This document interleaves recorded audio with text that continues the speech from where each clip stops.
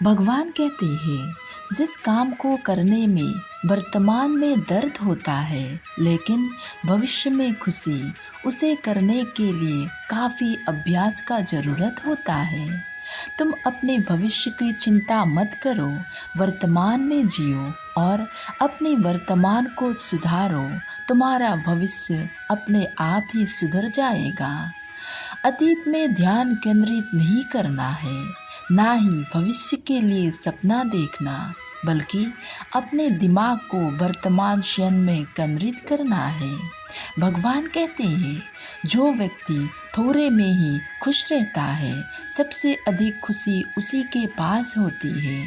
इसीलिए आपके पास जितना है, उसी में खुश रहिए। एक पल एक दिन को बदल सकता है, एक दिन एक जीवन को बदल सकता है और एक जीवन उस दुनिया को बदल सकता है। जिस तरह से तूफान एक मजबूत पत्थर को हिला नहीं पाता, उसी तरह से महान कभी भी दुष्ट लोगों की सक्रियता समाज को खराब नहीं करती है, बल्कि हमेशा अच्छी लोगों की निष्क्रियता समाज को खराब करती है। भगवान कहते हैं, जीवन मिलना भाग्य की बात है, मृत्यु होना समय की बात है, पर मृत्यु के बाद भी लोगों को दिलों में जीवित रहना ये कर्म की बात है। सत्य के मार्ग पर चलते हुए व्यक्ति केवल दो ही गलतियां करता है। पहला, पूरी रास्ता ना तय करना और दूसरा, फिर से शुरुआत नहीं करना।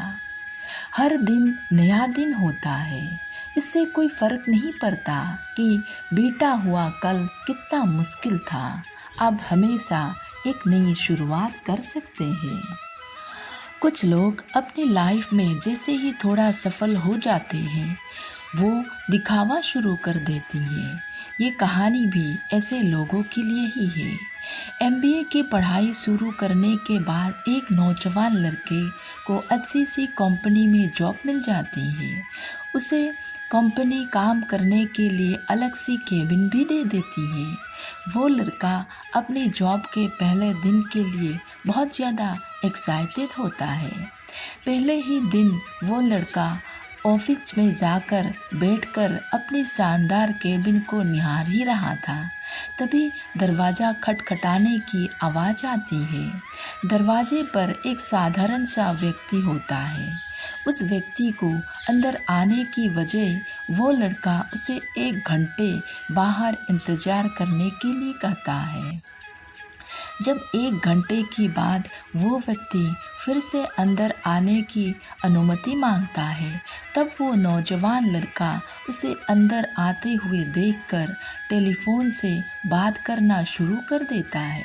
वो लड़का फ़ोन पर बड़ी बड़ी बातें करने लगता है। सामने वाला व्यक्ति उसकी सारी बातें सुन रहा होता है, फिर भी वो लड़का फ़ोन पर बड़ी बड़ी बातें जारी रखता है। जब उसकी बातें ख़त्म हो जाती हैं, तब वो लड़का उस साधारण व्यक्ति से पूछता है कि तुम यहाँ क्या करने आई हो।